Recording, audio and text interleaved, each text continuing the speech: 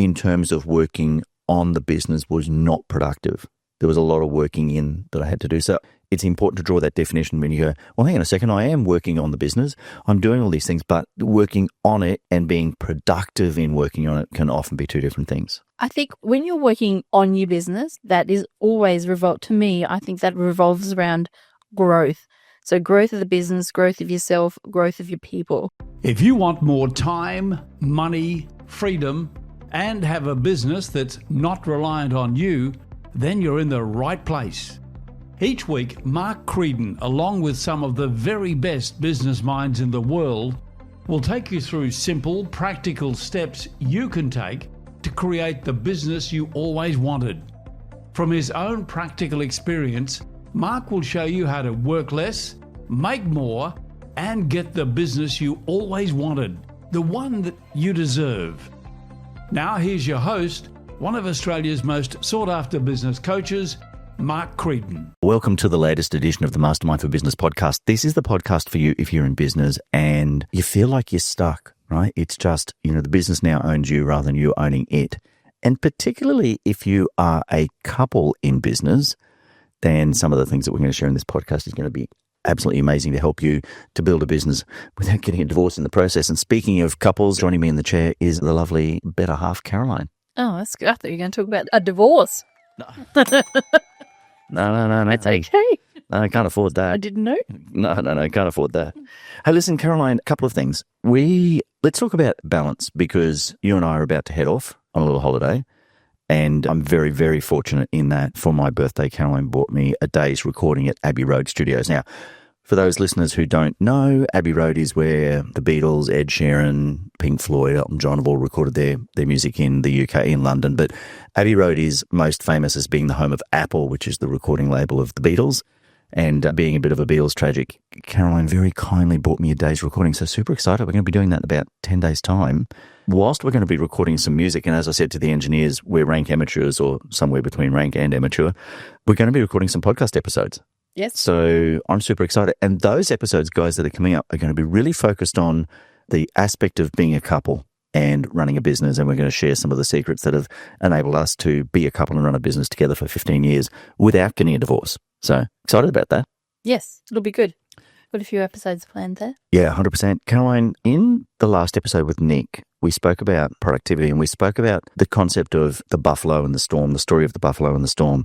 And we said that the concept is that when tough times are coming or when there's a challenge, whether it's a tough time or it's just a small challenge in your life or in your business, you've got the opportunity to either, bunker down or you've got the opportunity to try and outrun it, neither of which is necessarily a smart move, or you've got the opportunity to be like the buffalo and actually just head strong and long straight into the storm and to get to the other side as quickly as possible. I mean, you've got to do that cleverly, right?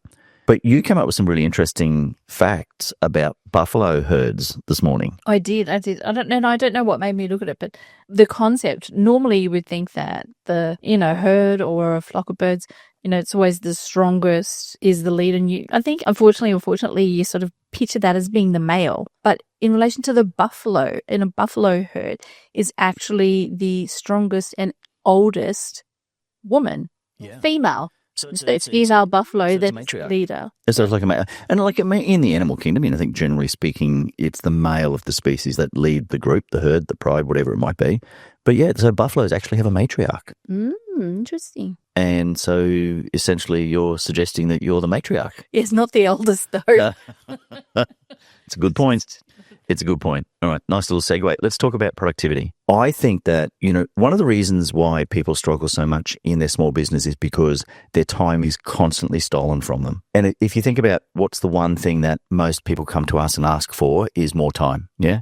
Always. Yeah. If we say to them, if you rub the lamp and the genie popped out and you could wish for anything in your business, what would it be in probably 90% of cases? I think so. It is always like a major factor. Yep. Obviously, different businesses have different goals of where they're heading in their business, but there's always elements of time leading back to whatever that is. Yeah. Yeah. So it's some kind of element around time, more time. Yeah. But I think that, and we always teach that time's about priorities and really time's about productivity. So if we're going to get you back more time, we need to help you to get more productive. So more productive in less time. Yeah? Yep. And I think there's some really simple hacks. And the hack I wanted to talk to you about this morning was the concept of what I call bunkering. So we just said that the buffaloes ride into the storm, they don't bunker down. So that's in stormy weather. But I think when it's not stormy and you're just looking for super productivity, then the concept of bunkering down and getting things done. Now, let's talk about what does bunkering mean? I mean, if I talk to you and go, hey, I want to bunker down, what does that mean to you? Well, I look like, okay, you're laying low, putting yourself in a position where nobody can find you. Yep. Or only a certain type of people or certain people on your list can find you. Yep. So I think there's some rules about a bunker. And what I'd really love our listeners to do is to think about this.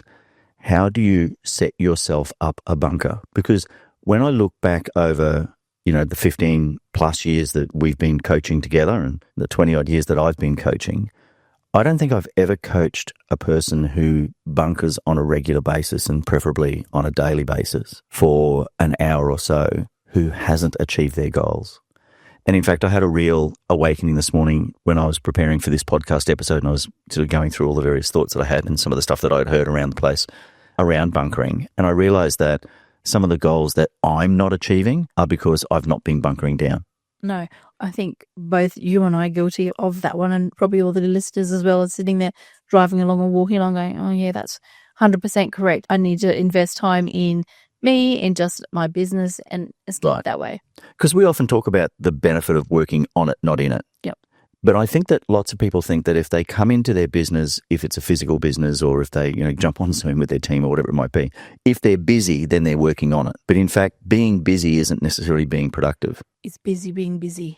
Well, that's right. So if I look at it yesterday, I mean, as you know, we're about to head away to the UK, and yesterday my whole day was meeting after meeting after meeting, right? And I know that Samantha came to me and said, wow, just, are you okay? Because you haven't had a chance. She even said that Casey, our receptionist, said, I feel sorry for Mark. He's just gone from one meeting to the next. So yesterday, in terms of working on the business, was not productive.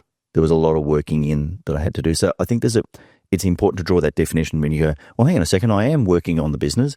I'm doing all these things, but working on it and being productive in working on it can often be two different things. I think when you're working on your business, that is always to me, I think that revolves around growth. So growth of the business, growth of yourself, growth of your people, everything else other than, then you sort of form into your services and things like that where you're on the tools or, you're at your keyboard doing your normal things. Yep. Yeah. Yep. And I think so what we want to talk about is the concept of a bunker. And I think there's a strategy that you need to follow. And the first thing you need to do, I think, is to work out what is your most productive time of the day. So we often talk in Mastermind about your genius time. And, your genius time is the highest and best use of your time. But I think the other thing we talk about is what is your most productive time. So for me, my most productive time is the morning. And I think it probably is for most people because it's when you're freshest. When you're freshest. Certainly not around after lunch. No, around the 2 o'clock. Or the witching hour or snoozy side. Yeah, where you're sort of in that, I need a double espresso with maybe a shot of whiskey or something if you're really having a tough time. The time that I hate when people allocate that to me when speaking from the stage. Yeah. Oh, you got the 2 o'clock gig, Mark. Great.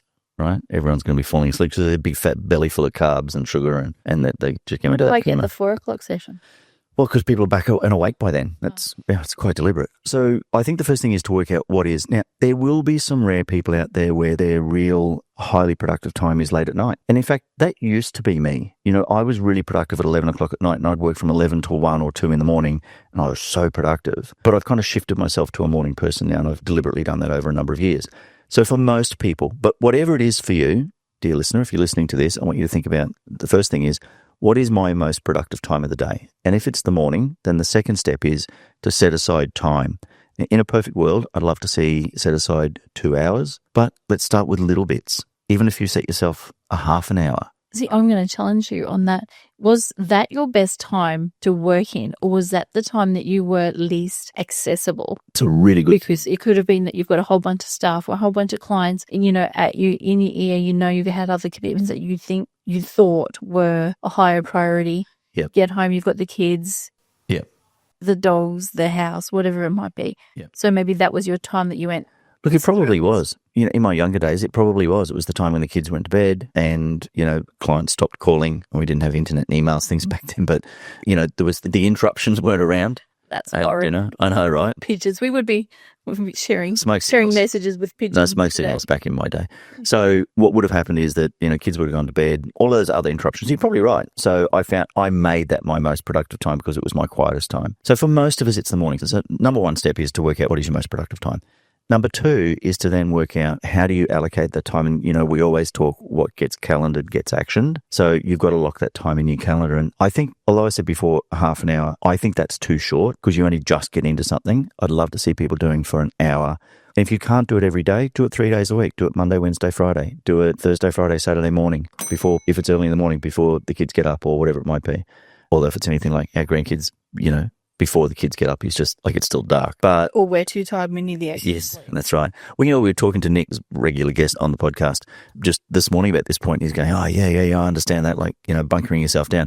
That's a time when, Eloise isn't playing with something noisy and Connolly's not screaming at the door to come into my office. And so you've got to find a time when you do actually, when you can literally bunker down. And I think, so step number one is to find out your best time. Step number two is to lock it in your calendar. Step number three is then to find a place that meets the criteria for a bunker, right? And so to be effective, it's got to be quiet, yeah? It's got to be sort of uninterruptible, yeah? So it's got to be a true bunker. It's like a concrete bunker, like a war bunker, like a bomb shelter. I think one of those things that you also need to consider there is a guilt factor. Don't feel guilty for bunkering down. Don't feel guilty for putting yourself in that place where you're taking yourself out of an operational role for 1 hour. Correct. To improve the business or to do what you need to do. Yep. For that. Because you're playing a long game. And the other thing too is if you try to stay half in the bunker and half in operations, and it's like you're half doing two jobs. So you're better off, and that will take you a lot longer. Yep. So you're better off actually just bunkering down. So it's got to be comfortable. It's got to be quiet. It's got to be familiar to you. It's got to be a surrounding that feels comfortable and familiar to you and productive. And I think it's got to be conducive to your creative juices, or if you're getting to do whatever it is that you need to do in your bunker. And the last point about it, I think, is that it's got to be a place where you can remove distractions. Yep. Right? And you've got to physically remove distractions. You mean like turning off your phone? And well, it's interesting you talk about that because, as you know, I bought a new iMac. We're both Apple people, but I bought a new iMac recently. And when I got it set up, I was sitting on a Zoom session and suddenly messages started coming up on my screen, which were my text messages. Now, I had my phone silenced, but because it's all on the one iCloud account, suddenly my iMac was pre-programmed out of the box, essentially, to once I signed in to pick up all of my text messages. So suddenly text messages that I had silenced on my phone were coming through on my iMac. So the point I'm making here is I think we're almost set up to be distracted. Yep. And somebody said to me the other day, they were talking about, I got distracted. Oh, how'd you get distracted? Oh, I was just in the middle of something and I had a phone call. Well, how did the phone call distract you? Well, I was talking to the person. Well, how'd you get to talk to the person? Oh, I answered the phone. Oh, bingo. There it is. I think if you're on a desk phone, you've got do not disturb, and then you've got airplane mode if you're on a mobile phone. Well, yeah. I mean, that's the thing. We often say this when we're talking to our mastermind clients. The great thing about mobile phones is you can turn them off. And I said this from stage at Wealth Retreat 2 weeks ago, and I said, this really rammed home for me when I was traveling a lot, and I'd get on the plane and put my phone on airplane mode, and there was no Wi-Fi. Then, I'd get off at the other end 3 hours later. Nobody died. Everything was all right. There was a bucket load of messages and texts and phone calls and emails and stuff. But how productive was I? And the win for me was you came home super happy because you got a whole bunch of stuff completed that you didn't have to do that when you got home. So it's interesting because So I got more attention. As you deserve. But so that really kind of gets back to what we're talking about, this balance between work and home for couples as well, right? Because you've got to work out how to be present in both. So what I'm suggesting is that if you can bunker down, if I can bunker down at a certain time and get stuff done, I'm going to be a lot more present with you and vice versa. If you bunker down when you need to, you're going to be a lot more present with me than when the time comes. It's interesting that we talk about the concept of planes because I am very productive on an aeroplane. In fact, I've been looking forward to this flight that we're about to go on with the initial leg, which is 14 hours, because I'm just thinking, I got a bunch of things I want to work on and a bunch of things I want to read. I'm going to do it then. Because apart from some flight attendant asking me if I want a drink or a cup of tea, I'm not going to get interrupted. So I think that's what you've got to work out. Where is your bunker? It's why I think I was listening to Jay Papasan on the One Thing podcast, and he was saying it's why a lot of people have great ideas in the shower. Because you're not interrupted, right? I don't know where to go with that. Well, other than on a lucky day, maybe. But generally speaking, you're not interrupted, right? So you're not interrupted in the shower. And so the way people have great ideas because that's like a little bunker in itself. It's a little meter by meter bunker or however big your shower is. So what you've got to do is find a place that's comfortable, conducive to bunkering down, and you've got to remove distractions. And the more that you can remove those distractions, like phone calls, turning your phone off, not letting people knock on the door, any of those sorts of things, the more that you can do, I think the more productive you're going to be. And I think that is a nice segue to think about, what it is that stops people being as productive as we'd like to be. And I want to talk about that in just a second.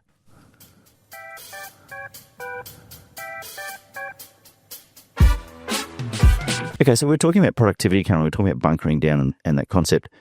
If I was to ask you, what do you think the biggest impediment to productivity is, what would you say? Do you know what I was going to say? But initially I was thinking it's your attitude. So you have to have, an attitude of there's no guilt, there's a better outcome, there's a purpose for why I need to bunker down right now. Yep. There's a reward for this. Yep. There's going to be things that are going to benefit other than just this 1 hour. Yep. It's a bigger picture stuff. Okay, so I think that's partly right, but I think that is all made possible by having the right people around you. So if you're in your business now and you're thinking, well, I can't bunker down because someone's going to need to talk to me. I can't bunker down because we had some clients out of New Zealand that Michael Yardney was talking to wanting to come to Wealth Retreat, and they said, we can't because there's 3 directors. One of them is at a course. The other one's off on holidays, and the third director couldn't leave for 5 days because there'd be nobody there to manage the team. And I just went, wow.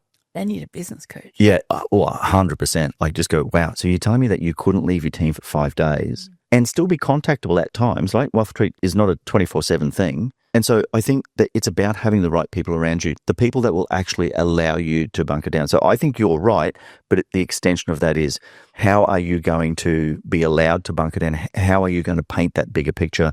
It's by having the right people around you. So, if you're going to get really productive, I think you've got to think about, bunkering down, being clear on what you're going to get done, and then, having the right people around you that will allow you to do that. Yeah, if you have your team and you always want to give them tasks and delegate things to set them up for success for that particular delegation, but you also have to do that for yourself, and you have to sort of say to your team, I need this time right now. Yep. You've got all the tools that you need to do to look after what you've got to do. So that allows me to have my time. But that's about having the right people, right? The people that will actually get that and go, ultimately what you want is people to go to you, hey, have you spent time in your bunker this week? Yeah. Right? That's the ideal outcome. There's one final ingredient to all of this, and that is, what do you do when you're in there? Because if you go get yourself in your bunker, you get it set up, you're comfortable, there's no distractions, you've got the right people around you, and all you do is watch Instagram Reels, then that's just a waste of time. So what I suggest is that you pick one thing. You pick one thing that you need to, one project, one thing that you either need to complete or move to the next stage. And that's what you do. So each time you go into the bunker, there is a very specific outcome you're looking to achieve. I think at any given time, you should have the next best thing to be working on, or that one current thing that you've got to work on, and then have lined up that next best thing. Yeah. And that's a part of the ritual of your bunker. Yep. Yeah, 100% it is. So you need to work out what's your best time. And let's just recap, right? What's your best time of the day? Where can you bunker down? How do you find it comfortable, productive, conducive to productivity, lack of distractions? What do you actually physically need to do to remove the distractions? How do you get the right people around you? And what's the one thing that you're going to focus on? I always think it's always really interesting, and you get these answers when you talk to business people just at networking events or conferences and things like that. And they'll say, I can't really do that. My business is different. And you just look and you go, yeah, no, sorry. I hate to tell you, but it's not any different. The principles are all the same. We all have the 24 hours and we all have the same issues. Yeah, newsflash for you. No difference. Just bunker down and make it happen. Newsflash for you folks. Your business is unique, just like everybody else's. It's interesting because I've had some relatively hard conversations with coaching clients about that point, because I think that's a limiting belief. That's a limiting mindset. None of this will work because my business is different. No. None of this will work because you don't believe it. right? And if you believe it, and we know, because we know that we've seen this work with businesses that are turning over $2 million or businesses that are turning over $500 million, we know that this concept works. Yep. All right, that's it. Productivity hacks. These are the sort of things that we teach our clients all the time in our mastermind program, metropolemastermind.com.au.